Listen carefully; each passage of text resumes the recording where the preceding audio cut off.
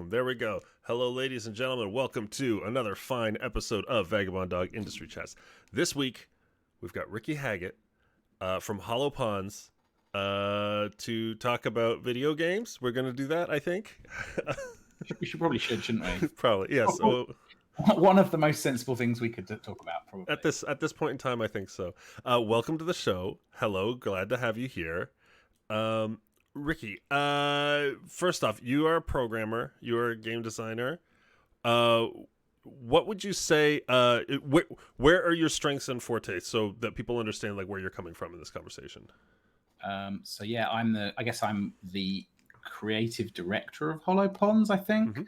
Mm-hmm. I mean, the company is only myself and my wife, and the teams on the games that we work on are usually somewhere between about like 5 and 15 people, to give you an idea of the sort of scale.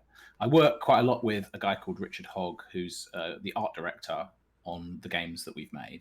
Mm-hmm. And then usually the way it kind of breaks down is that Dick and I are the first two people working on a game, and he's like the art guy and I'm the programming guy, and then we sort of share the design between us. Right. And usually there's like early on there's like a discussion about roughly what we're going to make, and we come up with a very sort of rough idea, and then he starts making concept art or whatever, and I start making little code testy things, and then the design is kind of the result of an ongoing conversation, and that sort of works in different ways. But yeah, I sort of feel like I am a game designer who happens to do programming as a way of expressing game design. Mm-hmm. And then also, like, I guess somebody that sort of is one of the people steering the overall ship, I suppose, figuring out the overall creative vision and like, bringing in collaborators to help on the games and, talking to them about stuff. Like in terms of my work as a programmer, quite often, a lot of the work I'm doing is kind of boring. Like in I Am Dead, I did lots of UI programming. And in Loot Rascals, I did lots of UI programming. Mm-hmm. I guess that's partly because in those games the UI was, in some cases it's like, well, in Loot Rascals it was because the UI is very, very central to what the game is. Like, it's kind of very core. That whole card shuffling mechanic is very core to it. In I Am Dead it was because it was just a job that needed doing, and I ended up doing it. And yeah, there were other programmers on the team who were doing some of the clever, like 3D stuff that, like, I probably not within my skill set to be the best person to do that, really. Mm-hmm. But yeah, definitely a consistent thread to all the stuff I've done is that, like, yeah, I do kind of game design and helping figure out what the game's actually going to be. Right. I mean, I've always found that, like, it's one thing to, like, be a game designer only on paper, right, and have a very high concept of what this game is going to be and how it should work out and everything like that, versus having some programming background and being able to execute rough versions of things, prototype and get a rough template of what's actually, and you can see and feel the fun. Have you found that it has been a crucial part of your design process is experimenting through programming? Yeah, I mean, I've been making video games since I was like a kid, since I was like, I guess, 11 or something. And I've never really done it any other way. Like, I suppose I'd say that none of our games have had a dedicated game designer, and none of our games have had anything approaching like a definitive game design doc. And we just don't usually like the current game design is the current state of the game. Mm-hmm. And yeah, it's entirely like prototype led, really. We just like make a little thing and prodded it. I mean, very often when we start, we don't have a very clear idea of what we're making. If you were to look at the early prototypes of Wilmot's Warehouse or Hohokum or I Am Dead, you would see things in there which were like, oh yeah, I can sort of see some, DNA of the final game in there, but you definitely wouldn't see a less polished version of the finished thing. Like, right. The process is quite rambly and convoluted. Right. So then, I mean, that's one thing I've learned while I'm doing sort of experimental game design through just making, is that it can get a little bit muddy. You know, you just like, okay, and then this mechanic, and then this mechanic, and this. Where does the designer's sensibility sort of step in for you and say, okay, like these are kind of harmonious, and then this is not working quite so well? Like, is it just a gut feeling, or do you have like an analytical process, or is it playtesting, or how do you sort it out? It's not playtesting, and it's not an analytical process. So of those three options, it's like a gut thing. But like, right. I would say that you're like, as you do it more times, I feel like it's almost like a billowing cloud. It's like you start making stuff, and then especially if you then bring in other people to help, you end up with this like big billowing cauldron of stuff, like a big kind of smoke cloud billowing out in all directions. And like, if you leave that unchecked, it will just go out and out and out, and it will just be a massive smoke cloud full of smoke. But you know, over time, you have the option of like wafting bits away and like going, well, we'll just let that bit go. Like, you know, it's almost like like a thing that just kind of becomes marginalized on the side of your game over here, and gradually there are fewer and fewer sort of connections, and eventually you just kind of snip it off and let it go. And then you know, like based on your sort of time scale and your budget, I guess there's a point at which the sort of project manager or whatever inside you is like, okay, it's time to consolidate this now and like bring it in, and like, you know, this aspect of the game design, it's still kind of important, but it's not going to be as ambitious as we thought it was going to be. But let's, you know, keep the basic idea of it, but lose a lot of this extra stuff. And this part's really important, and we need to build out this bit more. And you just kind of, and it's just a result of constant, ongoing conversations about, and very often driven by the people in the team. You know, like I don't think that from when we start making games, it's like we definitively decide exactly what the game should be, and then we find the people that can make that happen. It's more like we start making the game, and then at a certain point along the process, we bring people in who are going to be collaborators to help. And then those people bring both their sort of design sensibilities and technical skills and, you know, whatever things they bring to the table. And then things in the game come out of that, really. I want to talk about the bringing people in to help, but first, it's really hard for me to like grasp the idea of starting work with like no direction. Like, you must have some some tiny seed of like what this thing is going to be, or like where you want to start. What is the bare minimum here? Well, so Hohokum started with the idea that we were making a game which would feel very much like a kind of toy. And where we explicitly wouldn't tell people what to do, and that it would feel very like movement would feel very expressive, and kind of it would be, and then it was very directed by like art stuff where Dick would just draw pictures of places. Right. But the game itself, like some of the early prototypes of Hohokum, there's stuff that feels like a paint package. There's stuff that feels like physics toys. There's puzzle platformer prototypes. There's like a golf prototype. There's stuff which feels like it feels very top down, like a kind of like a bit like Flow, if you know that game. Mm-hmm. So there was lots of stuff early on, and if you were to look at all of those things, you would again be able to sort of see the DNA of where we ended up. But for long periods of that time, we just weren't working on the game. We would like occasionally pick it up and make a new thing, and then leave it and go on to something else. With I Am Dead, it was two things. It was the idea of slicing into things in real time. It was fundamentally like, wouldn't it be cool if we made a game where you could see objects in cross-section in real time?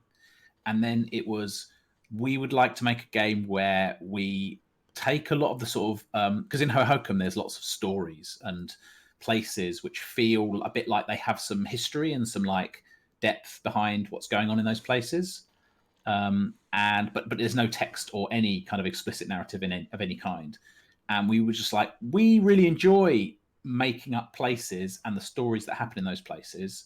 Let's make a game in which we explicitly do that, and there are lots of stories, and it's really like clear what the stories are. Mm-hmm. And so yeah, I Am Dead was those two starting points. But like a lot of the early stuff work on I Am Dead had, well, for one thing, a lot of the early prototypes had real-time slicing, like constantly. Like imagine playing a game where you're walking around, sort of first-person walking around game, where everything is constantly being sliced in a sort of plane right in front of you all the time.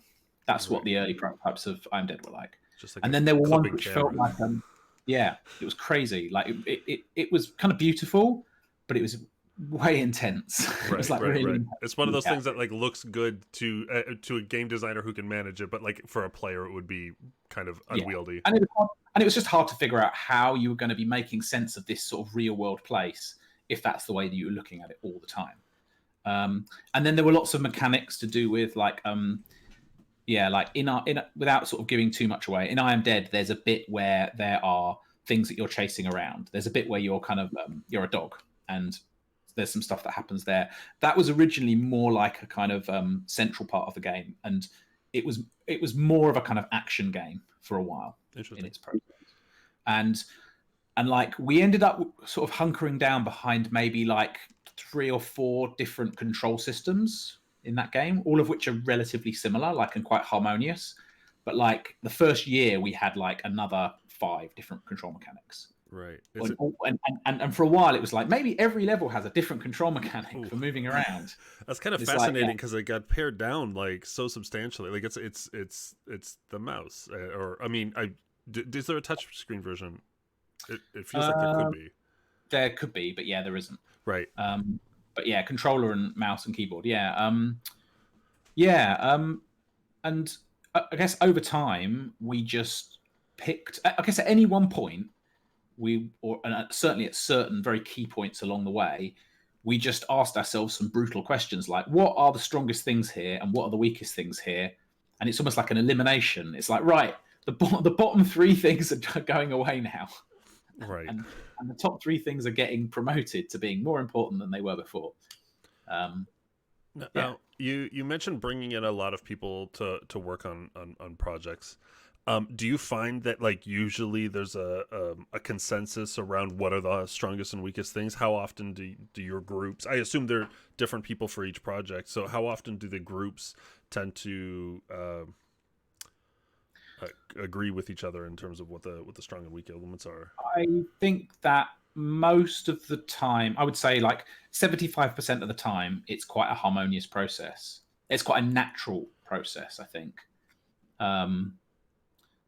And then 25% of the time, there's things where, you know, either somebody just really isn't feeling it for a thing, in which case you've got to either drop it or figure out a way to fix it, or or there's like just an argument about a direction to go in, and I think usually the way that we resolve those things is to kind of punt on them for as long as possible and see if they shake out, because I think that very often happens is you can sort of get drawn into worrying about what the answer to a design question should be, almost as like a kind of you kind of get into a sort of it's like a point of pride that you want your vision of the game to be, even though you're not at the point of the game where that's the thing that needs to be decided. And very often the answer is just keep working on the other bits that everyone agrees are the good bits, and in time the answer will become clearer. Like, I think a more broad sort of way of expressing that, I think, is like a useful thing to try and do is always make decisions as late as you can possibly make them.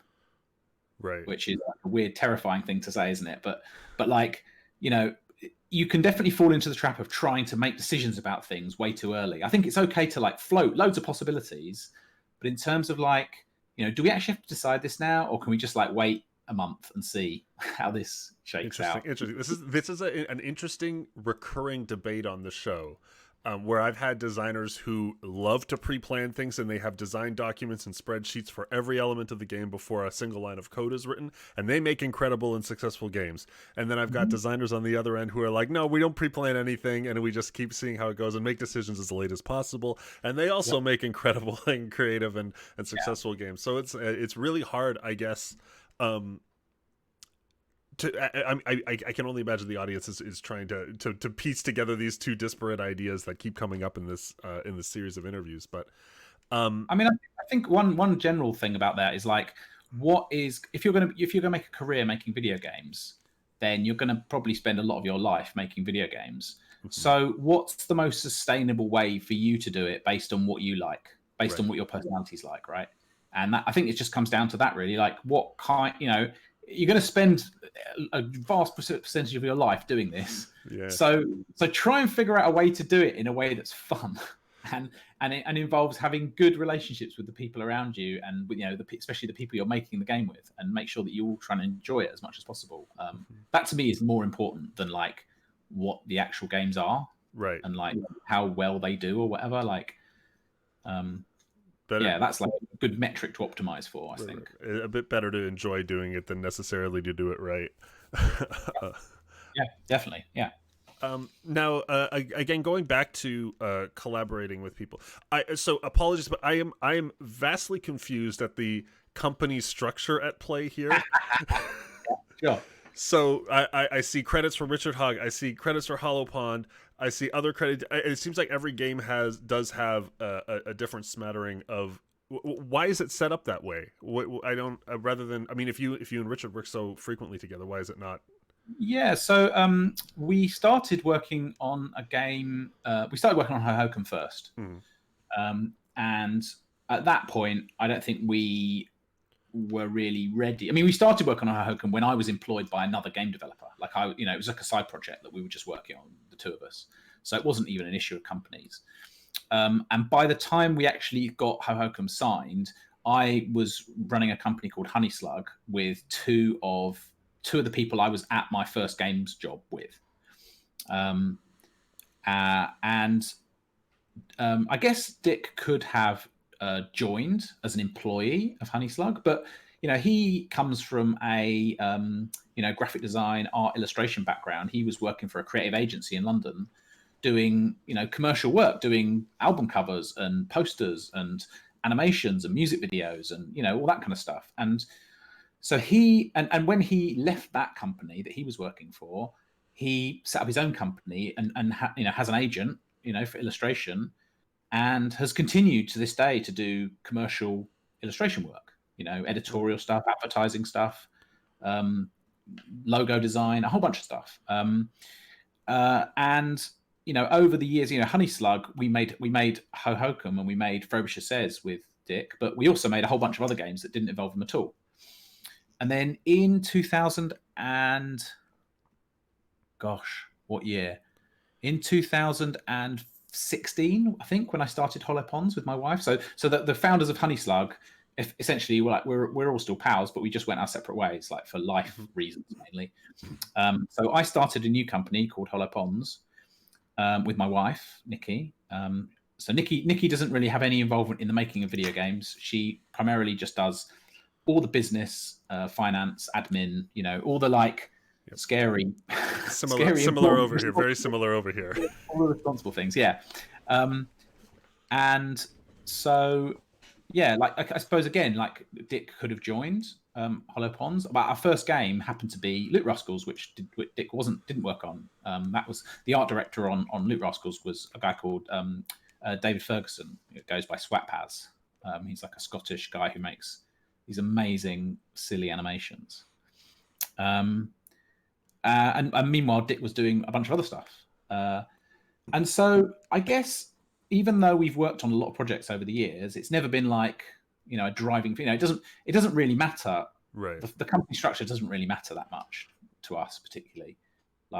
We share the responsibility of the sort of lead creative role, and we share the finance side of things we share. In terms of money we make or whatever. And so, yeah, it's never really been a thing that's been at the forefront of we have to fix the company structure. And then in terms of collaborators, it's really just who is around, who wants to work on a cool thing, who might be good for this job.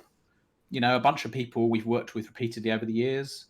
Some people, we would like to work with, and we'll work with them again when the right gig comes up, but it just depends on what we're doing. And I don't think we ever want to have a whole bunch of permanent employees, which kind of lock in our what the games are going to be like decisions, right? Because I mean, if you look at all, if you look at the last three games, I Am Dead and Wilmot's Warehouse and Loot Rascals, they're all quite different, and they all have quite different, requirements for what tech and, some of them require lots of writing. Some of them the 3D games. Some of them, it's just a real kind of mix of stuff we make, and we don't really want to be limited by what permanent employees we have. So it's more just finding collaborators for each project. Really, that's worked for us pretty well. Yeah, I am seeing more and more of this in the indie space. Like, especially like sometimes now you go to Steam and you look at a game like Disc Room, for example, and it's just got like individual designers and developers listed. Because indie affords that interchangeable of individuals. This seems to be a slightly increasing trend. Do you? I mean, rather like where before, I mean, when I got into things in 2012, it was very much this idea of, hey, let's form a company, grow staff until we hit, like 14, 15 to 20 people. And, we'll keep turning out games at a higher and higher production value. Whereas it seems like you've made a career, like in terms of scale of projects, like there's a pretty, I mean, maybe from a outsider's perspective, there's a pretty big difference between like Wilmot's and I Am Dead in terms of like scale. Were you seeking that flexibility, or did it just sort of happen because you just follow, hey, this is what I want to make? Yeah, it's the latter. Yeah, like this is what we want to make, and this is what it turns out this game needs. And yeah, some games like Wilmot's Warehouse was 4 people. First, it was me and Dick, and then Ellie joined to help with the music, and then Rory joined to help with programming and porting. In the last sort of third of the project. But yeah, but for a lot of Wilmot's was just me and Dick in terms of the sort of day-to-day work. But yeah, it definitely isn't like we definitely don't want to grow the company. Like I don't ever want to have more and more and more people working. It's actually the thing I really love is you get to the end of a project and there's this sort of bittersweet thing of like, you finished this game and all these people that you've been hanging out with loads on Slack will kind of go off one by one and go on to other projects. And there's like very often there's only a few people left at the end, like shipping the game. But then I really love the start of the next project feeling where it just goes back to being just a couple of people working on a thing and getting it to the point where you can start bringing other people in, and then the whole cycle begins again and you start adding new people, and like sometimes it's the same people again and sometimes it's new people, and it's like, I don't know, it's like having it's like hosting dinner parties or something. Right. It's like having a party and you just like, look, more people are arriving, the room's filling up, and then like the next, and then you have to ship the game, which is like the next morning where it's just you tidying up all the glasses on your own. Like pouring all the half-empty bottles of beer down the sink. It's a really good analogy, because a thought has just crossed my mind while you've been saying. I've been trying to figure out this question. Is that a lot of your games are really well loved in the indie circuit, right? That you get a lot of praise from. That's where I have found all the games of yours that I've played.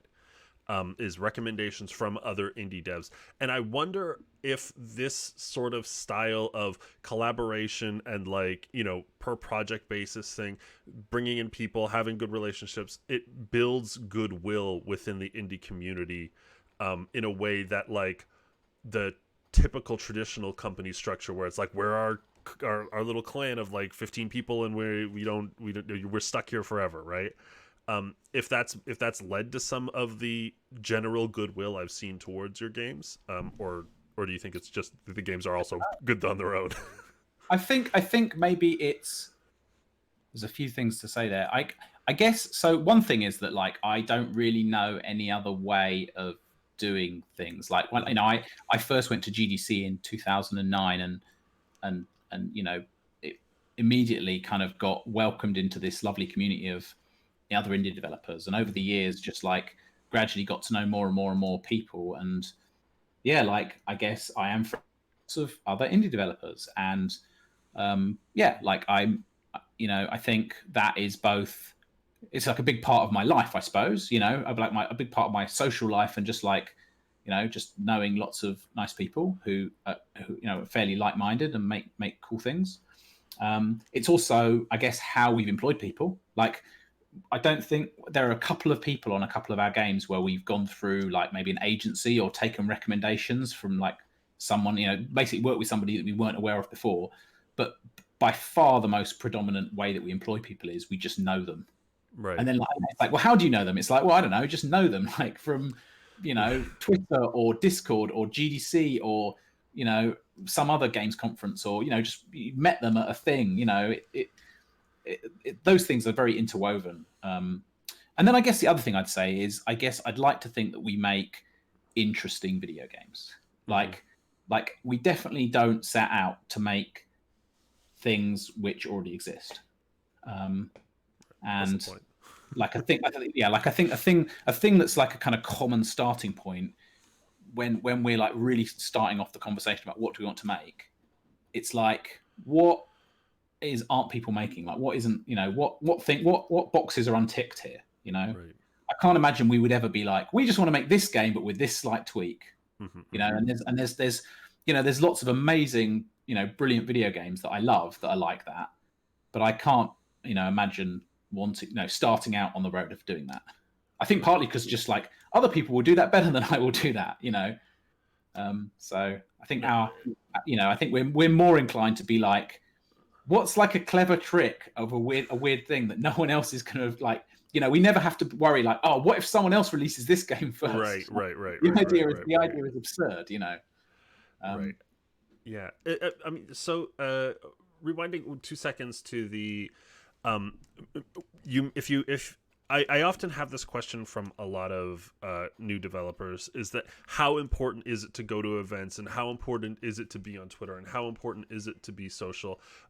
Partially because they're looking to make the acquaintances necessary to, you know, land these opportunities, but they also have incredible social anxieties, or, you know, it's just not something that it comes to them very easy. What do you say to those individuals who have a hard time, you know, or like, is there a secret to breaking into the inner circle of indie Illuminati, or, you know? Yeah. Well, I mean, I think when you know, it's very natural. You know, when I started going to events in my mid-20s, I wasn't like a social anxiety, you know, suffering person generally, but I definitely went to events and just didn't say anything to anyone and just stood around in circles awkwardly, not saying anything and being embarrassed, right? Like, because you're surrounded by people who are further along and just making amazing stuff, right? Like, I remember, I remember seeing other indie devs at certain events and just be like, I'm too scared to say anything to this person because they've made amazing stuff. And like, I think that's just a totally natural thing. I would say that a really good mitigating factor to sort of shyness at public events is just to be making stuff, right? If you're making stuff that you can then talk about, and especially if you're making stuff that you could talk about where when you talk about it, people are going to be interested because it sounds interesting, regardless of whether it's like good or like commercially successful or whatever. Like, if you're making something kind of interesting, then at almost any games event, you're going to be able to have some good conversations with people just by having a little chat about what you're making and having an, you know, like, and I've found that, you know, video games in particular, like the thing that Dick was saying, you know, Dick came from the world of, you know, fine art, I guess. He did an art degree, and compared with the world of art and illustration, he found the world of indie games community to be unbelievably welcoming and open. You know, just so people were just so, you know, I guess there is a degree to which people like form their company and they're like, this is what we're doing. But like abroad, that's not really my experience. My experience is people just being like really enthusiastic and cool and happy to talk about what they're doing. And yeah, it being a very, like a very fruitful kind of like back and forth with people, you know, even when there's quite a big disparity in terms of like, you know, number of games shipped or whatever, how famous and successful they are or whatever, you know, I've never really felt like, you know, once I'd shipped a few games, I never really felt like there was any difficulty chatting to people. Just purely on the basis of having stuff to say that's like just making video games and like, and in answer to the question, like how important is it? I mean, I would say pretty important. Like, you know, you could obviously be like, you know, somebody that's just quietly working away on something incredible on your own. And, you know, if that's the case, if you're like a kind of lone person that's like, you know, one of these rare people that can like do everything on their own to a very high, you know, degree of releasing a thing that's just amazing and comes out of nowhere, and you don't, then sure, don't worry about having a Twitter account and don't worry about going to GC. Just like do it and release it on Steam and just like, whatever, like if that's who you are. But I would say most people are not in that category. And if you're not in that category, I'm certainly not. Like being on Twitter and going to events and just engaging in conversations with like-minded people is just going to be a useful and fun thing to do, I would say. Yeah, I think you're absolutely right. As we've proven, devs like talking about dev. It's one of those things where, and if you're not making stuff already, like there's no hope to begin with. I think you need to be making stuff to, you need your portfolio, you need a lot of different things, you need to be in the space. But absolutely, yeah, showcasing your work and like, letting it speak a little bit and then speaking about it is probably the best way to, like, I guess, introduce yourself into the space. Then how do you, what draws you in when you see an individual's work, and you're like, oh, you peg them in your mind as a potential collaborator? I think that there's usually a visual sensibility thing. Not always, but I think that a bunch of the artists and programmers, visual artists and programmers that we've worked with, I would say we have a shared sort of visual sensibility with them. And in general, like, I think just to focus on programmers for a moment, I think I'm generally pretty interested in working with people who have both strong visual literacy, unless they're a programmer that's not doing anything remotely visual, but in video games that's not very often the case, and also have a kind of shared design sensibility, or like for them to bring opinions about game design as well. And I think a lot of the people that we work with, programmers we work with, are like people who are capable of releasing their own solo video games, and maybe they work with other artists, but like, I think that just seems like such a useful thing to me to like. It's such a hard thing to teach, right? You can't, you can argue about code and you can talk about programming, but like design and visual sensibilities, it's like if that person just doesn't have a shared language, or you're not quite on the same page, I think that feels a bit harder. And then like if they're artists, then I think I guess our work has a certain like we're probably never going to make a really hyper realistic game, and we're probably never going to make a kind of dark scary game. So and we're probably never going to make a kind of like a kind of generic fantasy setting type game. There's a whole you can sort of divide the pack if to look at it that way, in terms of the kind of people we work with, are just naturally people that I guess are making slightly more approachable, perhaps like visually approachable stuff that maybe stuff that you could show kids, perhaps not especially that our games are like designed for children, but I'd like to think that all of our games are sort of appropriate for children of a certain age to play. We're not really that into making violent games. Right. Yeah. I think that it speaks to the importance of being genuine and expressing yourself and your own creativity through your creations, especially in your early stage, rather than mimicking.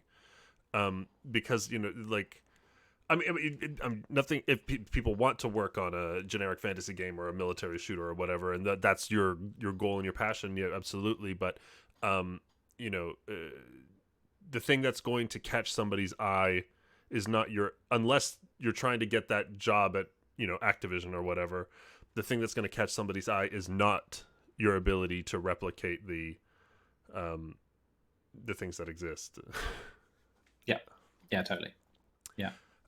I just realized we've done a very bad job of explaining your games to the audience.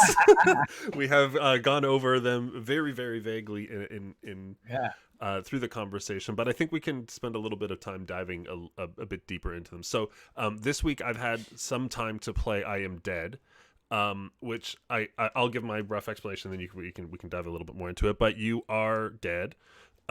You are a ghost of sorts, spirit of sorts, and you're on this island, and you're seeking you got it's almost like a complex hidden object game where you've got to find these I don't want to say totems, but items that are significant to these other spirits, to find to bring them together so you can have a conversation and hopefully convince them to do a job.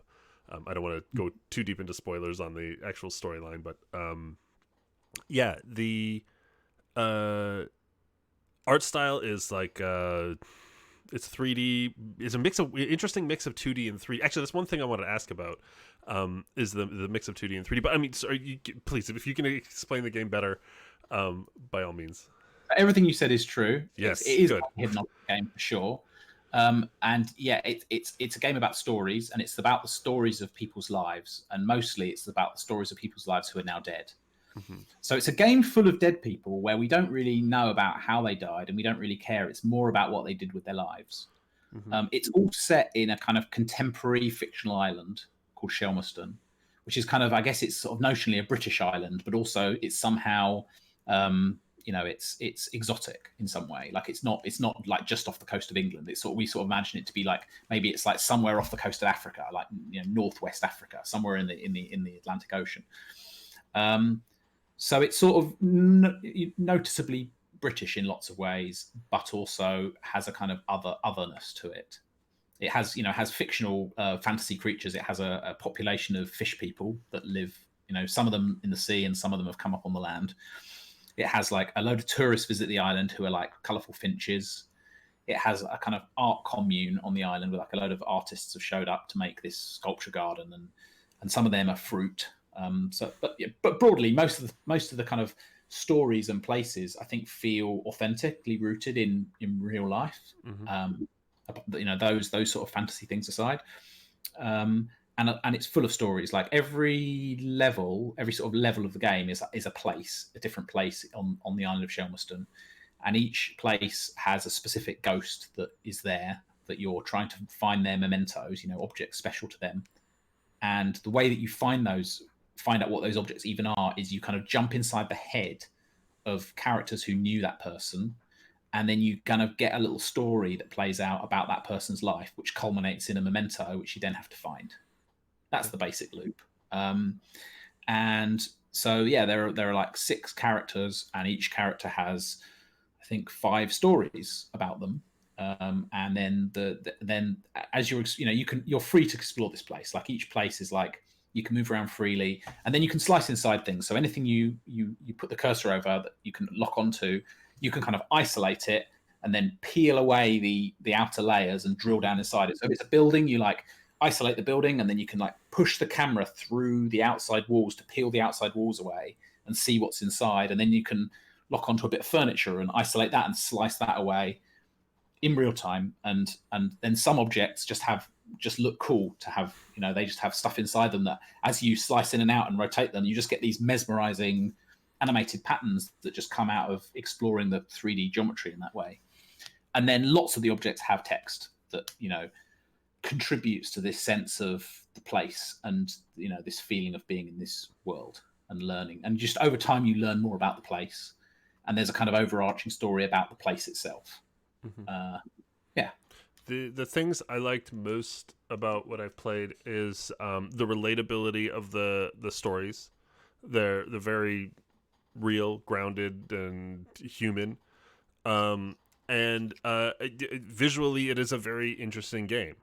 Like you said, when you're cutting through a golf ball, for example, and you see the little pattern inside the golf ball, or you cut into a statue and you see the structure of the statue and how it was built on the inside, and all of this while you're diving into a lunchbox to look for the lost thermos or whatever. That's I mean, that's not a great example, but mm-hmm. To find things. It's a very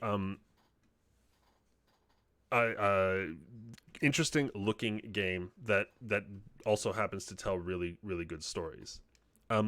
Where did this project start? We talked a little bit about its like prior iterations, but like you said we don't start with a hard game design philosophy on it, but what was the seed of this one? Well, we started with the idea of we really wanted to make a game with explicit stories and narrative. But we made Hohokum, and it really, Hohokum is full of stories and places that we put a lot of time and thought into.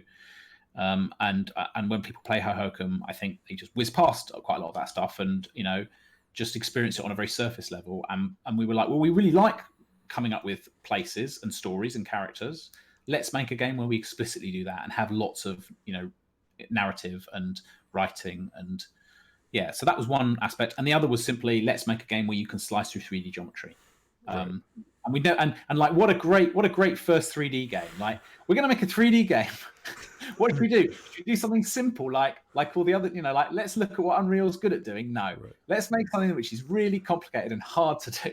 Yes, let's model the outside and the inside. Yeah, and then in real time slice things. Yeah, like, it was, yeah, like, if I had my time again, I still would make I Am Dead, but I might make another 3D game first. Right. Get the basics down first. Get the outside rendering nailed first before you worry about the insides. Right. But I mean, that speaks to something interesting that I try and communicate quite frequently, is that it didn't stop you from making the game, not having 3D experience. Sure, you had a steeper learning curve or whatever, but it didn't. Nothing about that process stopped you from making that game, not having any of that under the belt. What would you say is different about the learning process, and when you're going for something challenging, right out the get go, rather than taking the baby steps of, I learned to make a cube first. I think that when we started making I Am Dead,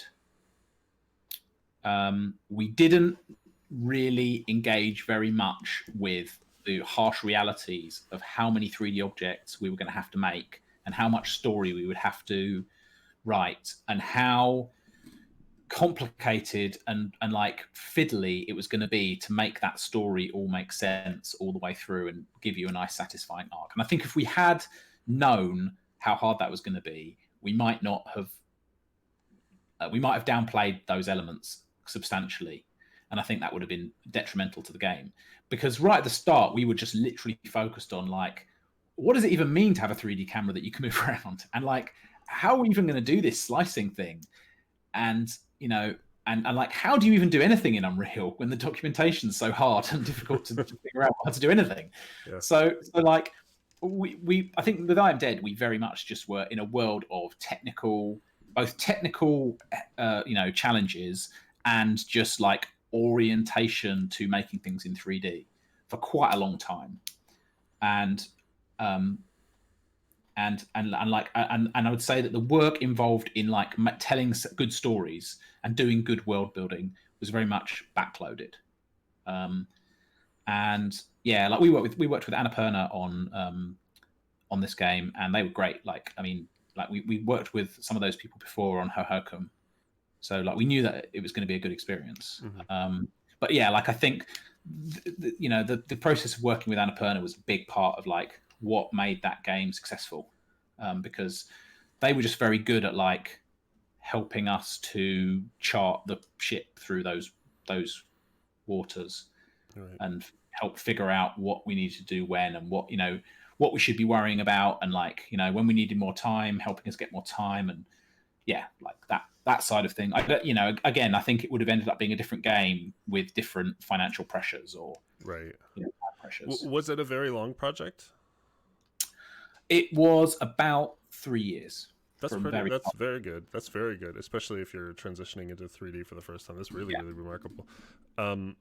I think there was also a sense. Sorry, that like as you get older, I'm in my early 40s now, and I've noticed the thing where as you get older, you naturally become less open to learning new things.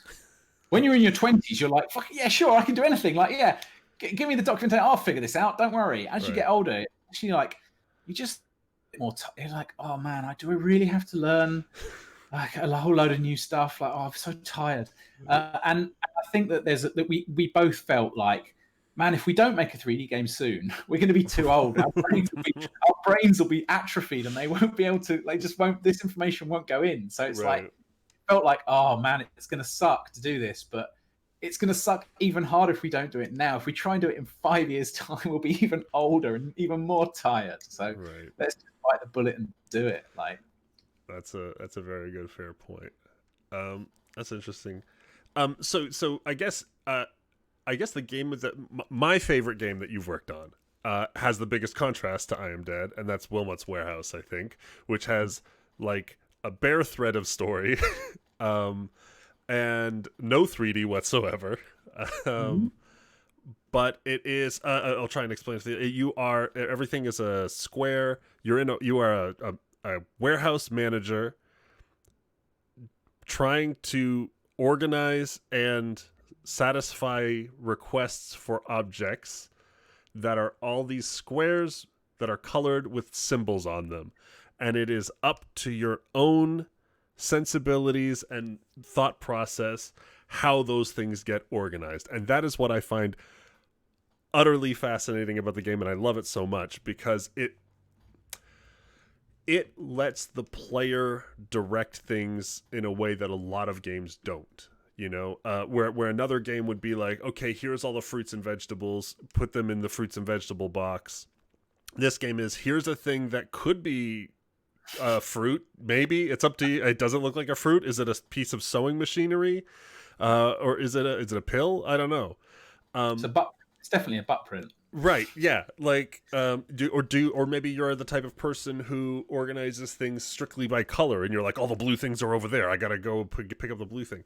It is a fascinating exercise in exploring your own mind in a weird way, and your own the way you sort things and you organize things. It was one of the first games I played when I came off my game hiatus, and I was really glad for it. I had a really great time with it. But I'm curious to hear from you.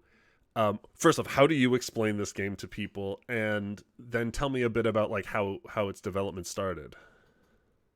Well, again, I think you've done a good job of explaining it. You're a little square called Wilmot, and a van arrives in the warehouse. It's top down, pours out a bunch of random stuff, and a bell goes every 3 minutes, and you're going to have a window's going to open at the other end of the warehouse, and some people are going to ask you for some things. And what happens in the middle is just up to you. Like, you can pick things up and drop them and rotate them, move them around, and you just got to organize it all. And it's basically a memory palace, right? Like whatever system works for you is what works for you. And people, when you look at loads of people's warehouses, they're very, very, very different. And the symbols are very well designed some things are very obvious what they are, and some things are completely abstract. And then there's a sort of middle ground where it's like, this is probably this thing, but it could also be this thing or this thing. Like, and those things contribute to a huge amount of player freedom, I guess. Was your question, how did it come about? Yeah, why is this a thing? So, two things happened. When we were making, I think when we were shipping Hohokum, Dick pitched this idea to me and Nathan Gary, who was at the time at Sony Santa Monica, working on. He worked on Hohokum with us, and now is at Annapurna. And Dick pitched this idea of, like, based on the fact that he used to work in warehouses as a student. The back rooms of, there's a big chemist in the UK called Boots, and I think Dick worked in the back room of Boots. Where like a big truck will arrive and unload a big pallet of all the products. And some of those products go onto the shop floor, but there's also a big warehouse behind the shop with a load of shelves where it's up to the employees of the place to like decide where that stuff goes. Mm-hmm. That there's no customers in there. The system doesn't really matter as long as it makes sense to the people who've then got to take the things from the warehouse and put them on the shelves. And so Dick pitched this as like an idea for a game, the next game we could make. And me and Nathan just took the piss out of him. We were just like, yeah, mate, warehouse game, yeah, sure. And I think we had this running joke just to annoy him, where we would say the only way this game will work is if it's a clown warehouse full of clown products, and which is why the second player in Wilmot's Warehouse, when you play 2-player, is a clown. Gotcha. But yeah, so yeah, it was kind of a joke for years. And then Dick, I think while I was making Loot Rascals, a difference between Dick and I is that he loves games like Tetris, and he likes match 3 games, and likes kind of abstract, really simple mechanic games a lot and plays quite a lot of them. And I'm just not interested in that kind of stuff. But except on a kind of, you know, academic level, like I'll play them for like 5 minutes to get the mechanic and go, oh, that's clever, yeah. But I'm not going to sit and play this for hours. I'm just not my thing. But Dick kind of got himself to the place where he was like thinking about making a kind of match 3 game, because it was like, wouldn't it be nice if there was a match 3 game with really cool art, like really nice art for people that like match 3 games but don't want to look at like horrible casual games art style. I mean, not to rag on that stuff too much because some of it's extremely proficient. Yeah, and so he started designing the tile set, which would ultimately form the basis of the Wilmot tile set. And then he was like, I've designed all these things, these squares with things on them. Like, what can I do with them? Like, what is the game actually going to be? Like, one option is it's just literally a match 3 game. It's just Bejeweled.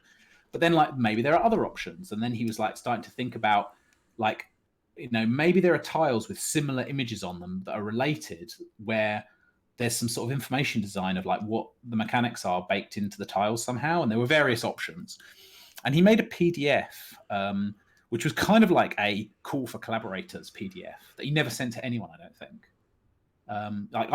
We made a little list of like, oh, you could send it to these people. Here are some programmers who are also game designers who you could probably make a really cool game with this stuff. But he didn't send it to anyone, I don't think. And then one Christmas, I went to my in-laws in Ireland with my laptop. And like a thing I would sometimes do is like use a kind of holiday like that where you're just basically just going to be sitting indoors a lot anyway. And like, you know, I could be sitting just like reading a book or, you know, playing a game on the Switch or whatever. And instead, it's just like, for me, the idea of a holiday is like, I'm just going to work on a completely different video game. Right. I don't have to think at all about the video game I'm supposed to be making in my work time, but just take a break by making something small and interesting. And I just had this idea of like, what if these tiles that Dick's designed, but that warehouse game idea that Dick had, that was, was in his mind was a 3D warehouse game. But I was like, well, what if it was a 2D warehouse game and these were the products in the warehouse? Mm-hmm. And I just decided, I didn't even ask him. I just took his PDF, stripped all the squares out, so I had a little set of them. And then I just thought I'd surprise him by making a little warehouse prototype. And the first prototype, there was no Wilmot. It was just a ton of products would appear, and you were like a little square cursor that could move around, and pick them up, move them, put them somewhere else. And there were different shelves. And then there was a thing that would open at one side that said, insert this, you know, this many of this thing. And yeah, just like that was it, really. It was just like, it was a really simple, really process of like the warehouse game that Dick pitched in 3D, but with those tiles, but made in 2D. Sure. And then over the next few months, we just turned that into Wilmot's Warehouse, I suppose. It's almost fascinating to me because it seems and sounds like there's like barely any game design in there, but it's still a remarkably well designed game. There's loads. Dick played it so much that I think there's game design on, I would say, well, there's a few levels. Like, so one really obvious level is the tiles themselves have huge amounts of design baked into them. Like, you know, like we said before, like, you know, there are tiles which are deliberately ambiguous. Those tiles are behind the scenes. Like, this isn't communicated to the player in any way, but those tiles have a bunch of categories attached to them. So most tiles are in more than one category. And the game behind the scenes quietly unlocks categories and then tiles within those categories. So you're not just getting a random smattering of tiles, you're getting categories of tiles, but the categories aren't communicated. And very often the tiles in the categories are only very loosely based on what those categories are. And so you're kind of, and then gradually, obviously, over time, more and more categories unlock, and so they overlap, and it all becomes a mess anyway. But the player definitely gets subtly steered in the direction of categorizing things by these kind of invisible categories that we set up. Then there's loads of kind of complexity about how you move around the warehouse and how the warehouse is set up. So, like, you know, at the start, the warehouse has these six big columns in the way. And at the start, that's not really a problem because your warehouse effectively can just be the corridor down the middle. But quite quickly, it starts to fill up to the point where those columns become a real crutch. You know, you start stacking things on the different sides of them, and then at a certain point, we let you take them away because you need the space. Right. And that happens on a kind of upgrade path with stars you get for delivering things successfully, which also lets you unlock a bunch of other little useful quality of life improvements, like being able to carry more stuff or having a little robot that helps you helps you organize things. Yeah. And just figuring out how big the warehouse is, how big those columns are, how many categories unlock over time, how many deliveries you get, you know, how many products in each delivery, how many things people ask for, therefore how full is the warehouse going to be at any one time, what are the chances of one object getting randomly loads of one object, and what, you know, there's a lot, you know, it's a very simple idea, but in order for it to really sing as a game design, there were lots and lots and lots of, every single bit of that, you know, that process was quite carefully refined, I think, and play tested to death. Like Dick played it for so many times, like it all comes through so subtly, though. Like it really doesn't feel like it's magic. It really is quite magic. It's to the point where you don't feel the designer in there at all. Which is, I mean, I sometimes the goal is hey, I'm the designer and I want you to here's my thing and I think I'm clever, please. But this is just very, very, very, very discreet elements of design that really do make the game sing. Because I knew every single time you brought something up, I absolutely recognized it. The distinct designs on the patterns are essential to, you know, your brain sorting the things. The flow of the space is absolutely essential, especially when you get into the later parts of the level when I'm trying to like carry 15 objects and, you know, I've suddenly, you know, you've afforded the space for me to create my own traps where I'm, you know, now stuck and can't get through. It's a very, very, very, very good game. Highly recommended. Weird side thing, but I got the game for free on Epic. It was one of the free Epic games, and it was weird because like I don't often play a lot of those games, and usually when I buy a game, I tend to know something about the developer behind it. But because I had gotten it off of Epic as a freebie, I just like downloaded it, installed it, played it, didn't think twice about who had made it until I decided to reach out to you for I Am Dead, and I'm like, oh, I put 3 and 4 together, and I'm curious, does that affect you in any way? You know, do you notice any difference in the amount of notoriety you get from a game that people pick up on free sometimes, or does that change anything? The answer to that is fine. Yeah, not in terms of my own personal, like, I guess I would say that. So here's a real big difference between Wilmot's Warehouse and I Am Dead. One of those games is very easy to search for, and the other right game is impossible to search for. Yes. So when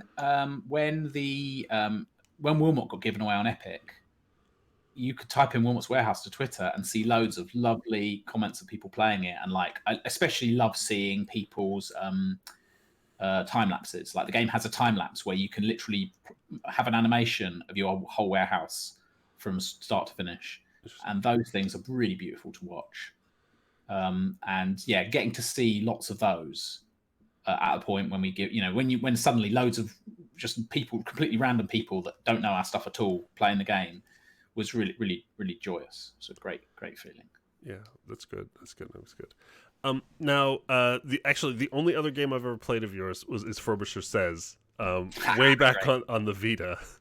I mean, I guess it's best explain. Apologies if I'm getting this absolutely wrong because it's been years since I've booted that up. But it's like Simon Says sort of experience with a very, I don't know. I always found him a little off-putting character. He's a little horrible little dickhead. Yeah. Yeah.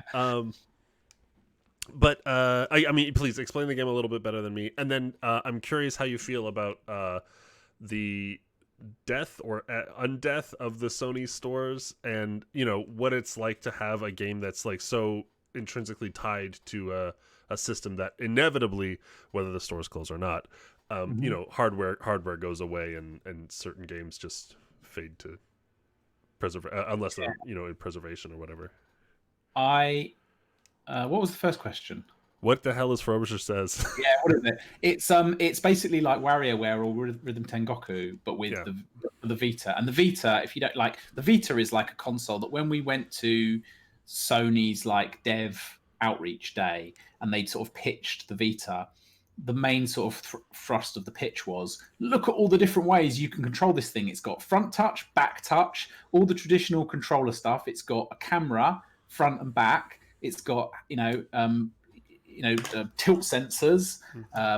It's got facial recognition. And we were like, this is really confusing. Let's make a video game that's really confusing, where you have to use all of these things in quick succession in a kind of party game thing.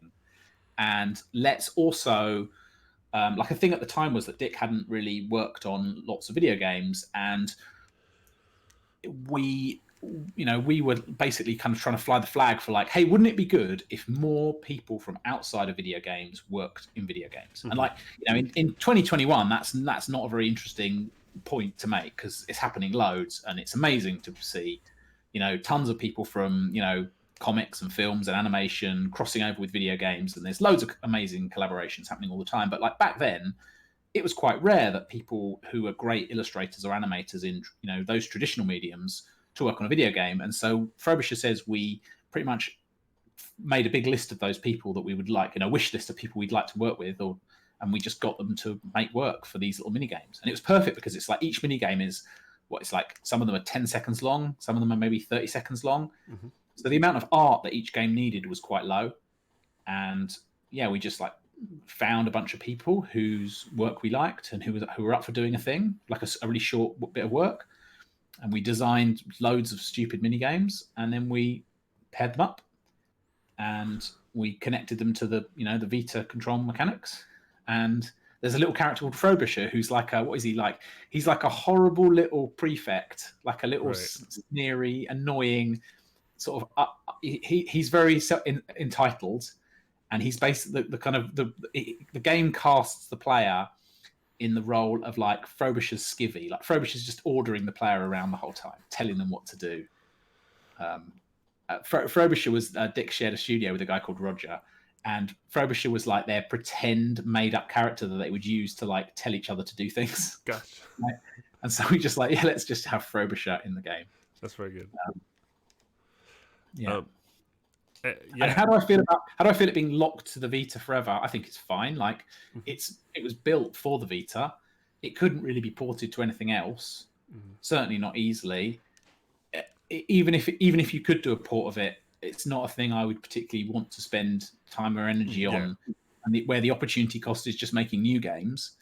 And 300 years from now, who's going to remember any of this shit anyway? So who cares? Honestly, like right. Yeah, I won't lose. Like I think it kind of, I think if there are people who still use their Vitas and want to, be able to get things on the Vita store, I think it sucks for Sony. If Sony are going to shut the stores, that feels like it kind of sucks. I'm glad they rolled back on that for now. But I think ultimately, yeah, the store will shut, and you can't buy games for the Mega Drive either, really, anymore, except in resale. So. Yeah. I mean, I figured the assumption would be like this. I mean, it gets hard, especially when you end up with a lot of like quote unquote novel hardware like the Wii or whatever, where it's things are very tied to it. I often wonder what's going to happen or the important role of games preservation for archival purposes or whatever. But that's I mean, if you don't lose any sleep over it, I don't think I'm going to lose any sleep over it either. And so the only other two games that I know of I have not played are Hohokum and Loot Rascals. Do you want to just quickly give the audience a quick rundown to see if that's something they want to add to their Steam list?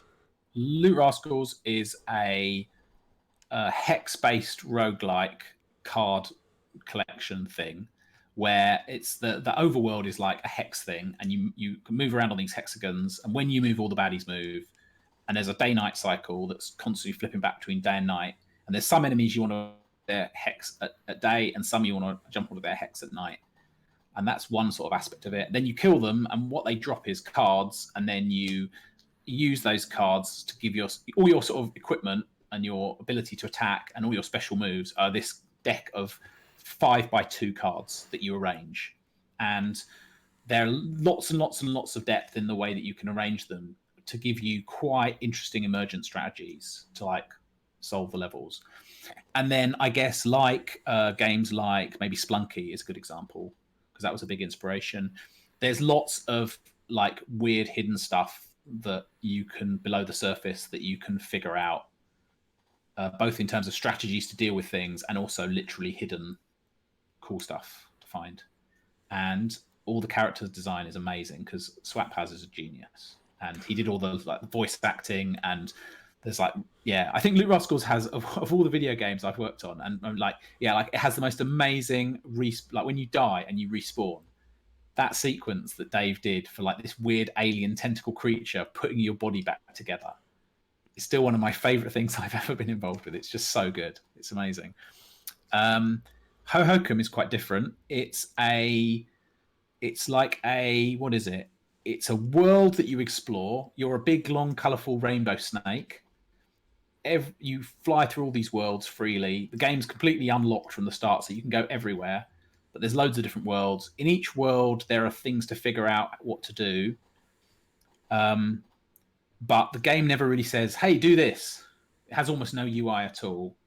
So a lot of the stuff you're doing is like, you're sort of just like exploring and just like poking at things. And some things are just, you know, just like a cool animation. There's so much animation in that game. We've worked with tons of a really amazing traditional 2D animators, all loads of hand animation. It's all like flat vector art, but baked into PNGs. So it's all like bitmap based. So it all looks nice and smooth and lovely, but it's all under you know, the authoring process was all Flash. It's all like a load of like flat Flash animation that's just like incredible animation. It has a really lovely ghostly soundtrack. The music's like was a big part of that game. And like it's probably the game that like I suppose people love the most. Like for people that love our stuff, probably like Hohokum is maybe the one that people like really kind of dig. I guess like little kids can play it. Really little kids can play it. Cats seem to quite like it. And broadly, I think like it's a game which if you put that game on at a party, or you were playing it when some friends came around who didn't care about video games, didn't know anything about video games. It's a kind of game that just feels like it feels like a harmonious thing to have in your house. Like it's just a beautiful, colourful, graphic, lovely thing that makes nice sounds that you can just leave it playing and it will be cool. But it's also has a ton of like video gamey puzzles that you can either, you know, really care about and explore and find every little thing and solve it all, or you can just not care and just enjoy it as a bit of audiovisual art, you know. That's really interesting. Does it need to be played to do thing? No, your snake will just keep flying by itself. It'll just, and there's bits of the game where it will just go down the bottom and just bounce around, just like, yeah. Interesting. It's interesting. Yeah. You can also like on if you have play it on PS4, you know, the PS4 has that like touchpaddy thing. Mm-hmm. You can also like record a little thing for the thing to do, and it will just repeat it over and over again. Interesting. I need to check it out then. Yeah, I think we're coming to the end of things here. One thing I always love to ask my international guests: you're from London. Mm-hmm. What's the dev scene like there? It is pretty healthy. I mean, I've barely been out of where I live for a year, but yeah, there's a lot of people here. I guess we don't have any big studios in London, any like sort of traditional big studios, I should say. Mm-hmm.